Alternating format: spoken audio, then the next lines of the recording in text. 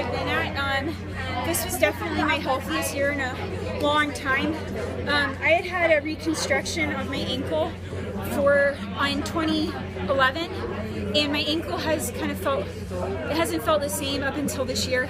So I've been rehabbing it for essentially about 5 years, and it's finally feeling normal, and that allowed me to put together a year of training. Not to mention being back with Mark and Heather's been an amazing experience. I mean, I know everyone says they're good coaches and they're geniuses, but what it really comes down to is they're really good people.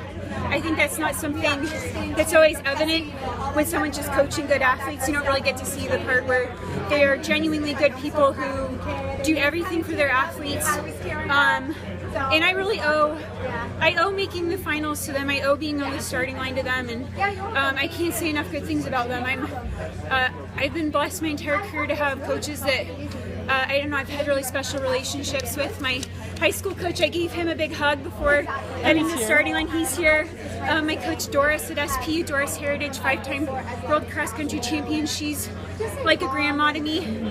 We're still in touch. I love her with all my heart, and then Mark and Heather. So I just have this kind of dream team behind me, and I know I'm not exaggerating when I say I couldn't do it without them. What's your high school coach's name? Troy Anderson. Troy Anderson. Yeah, and it's fun. He's been at my high school for a long time now, and he just finished coaching my brother. I was just gonna ask, how nice is it to have your brother now joining in Colorado next year? Oh my gosh, it's like I don't know. I'm such a nerd, but I love the Buffs. I love CU. Both my parents ran at CU. That's where they met. I ran at CU. I met my husband there, the love of my life. And now my little brother is going there, and I know he's with really great coaches. I've gotten to know the team a little bit training there, and you just can't believe the quality of the young people they have there. Just incredible kids on and off the track. Really genuinely good people.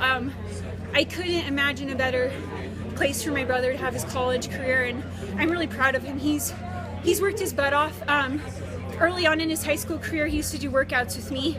Now there's no way in hell I could keep up with him, which is a little depressing.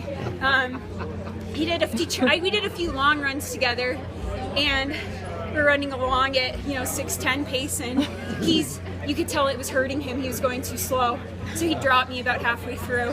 And I'd be like, "Oh, brother." What's his name? Nathan Pixler. What's the age difference between the two? We're about 10 years apart.